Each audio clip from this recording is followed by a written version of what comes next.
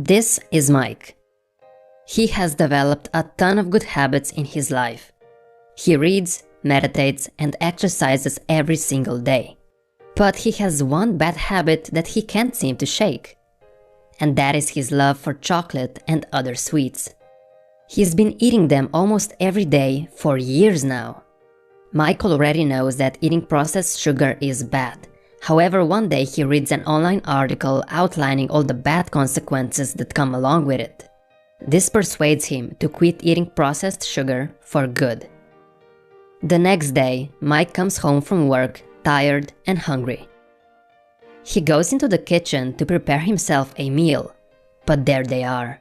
Chocolate chip cookies are on the counter, but this time it almost seems like they're calling him. Mike knows he's trying to quit, so he musters up all of his willpower and ignores them, while trying to prepare a different meal. However, as his dinner is cooking, he passes by the cookies again, but this time he can't resist them. His hunger gets the best of him as he grabs a handful and eats them all. It took just one day for Mike to fail with his goal to quit eating processed sugar. He could blame himself for lacking discipline and willpower or inefficient goal setting. However, he was bound to fail as he didn't optimize his environment in a way that supported his goal.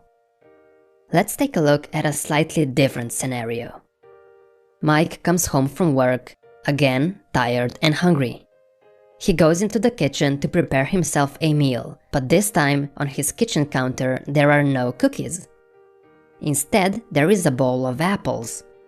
Mike is really hungry and he wants to eat something, so he grabs one apple and eats it to satisfy his hunger. In this scenario, Mike didn't fail. He optimized his surroundings in a way that supported his goal. The cookies that were always on the counter, visible whenever he went into the kitchen, were nowhere to be found. Instead, a healthier alternative was waiting there for him. Our environment. This is one of the invisible forces that shapes human behavior. We would like to think that the choices we make are our own and not influenced by external factors. The truth, however, is that many of the actions we take each day are shaped by the most easy and obvious option. Let's say you're thirsty and want something to drink. Usually you drink either soda or water. This time you would prefer soda, so you check your fridge and see there isn't any. You could A. Simply drink a glass of water, or B. You walk to the store that's 2 miles away to get some soda. Most people will choose the option A, not necessarily because they want to drink water or because it's the healthier option. No, they choose to go for water because it's the easier option and no extra effort has to be expended. If you had to walk 2 miles every time you wanted a can of soda, you would think twice if it's really worth the effort. I mean, water is within an arm's reach and will also satisfy your thirst. And more often than not, whenever there is an obstacle, we will settle for something more accessible, even if it's not as enjoyable. In this case, a glass of water. If you're overweight, a smoker, or a video game addict, you might think that it's because you lack the self-control to quit. Research, however, shows something different. When scientists analyze people who appear to have tremendous amounts of self-control, it turns out those individuals are not different than you. Instead, the evidence says that disciplined people are better at optimizing their environment in a way that does not require massive amounts of self-discipline. In other words, they spend less time in tempting situations. For example, if your house is filled with unhealthy food, how are you supposed to eat healthily? If TV and video games are always available, how can you not get distracted by them? And if you always have soda waiting in the fridge, can you really expect yourself to drink tasteless water?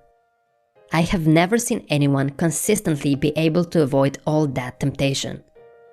They're bound to fail sooner or later because they're constantly exposed to those things.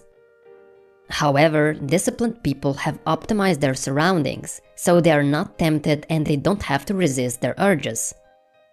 If someone has only healthy food in their house, they obviously won't stuff their face with donuts.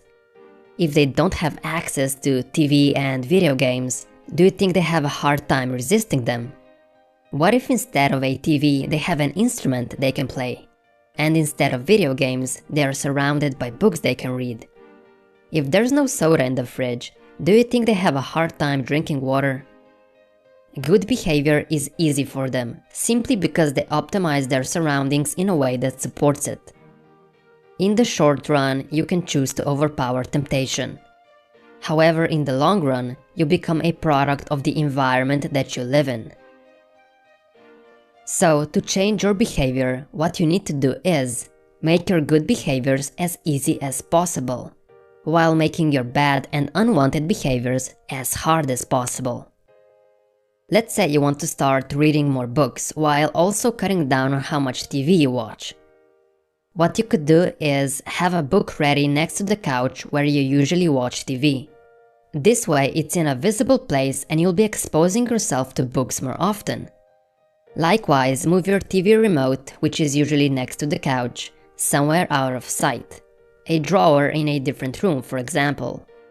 Now every time you feel lazy and you jump on that couch, there is no remote, but instead there's a book waiting there.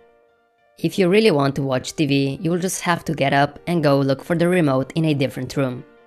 However, the more obstacles you put in the way of your behavior and the less you expose yourself to it, the harder it becomes to follow up on it. It's hard to start reading if you have to spend time searching for a book hidden somewhere on the top shelf. Furthermore, if you have to go across the house to find a remote, you're less likely to watch TV. If the book is always ready and in a visible place, it's easy to pick it up at least once in a while. The same with the remote.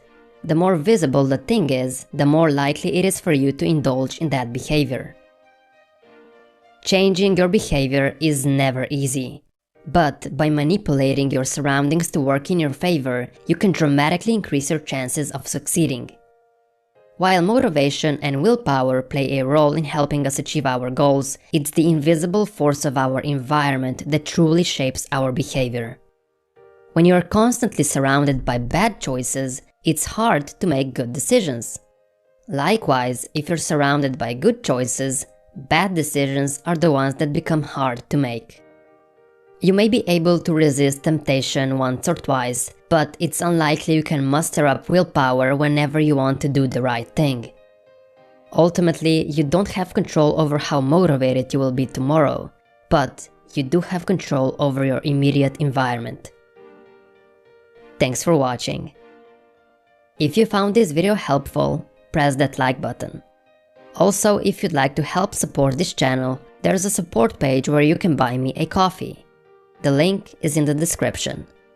Every donation is used to create better quality videos for you guys, and it allows me to keep the content free. Thank you so much for your support. Also, make sure you're subscribed and hit that little bell icon next to my channel's name.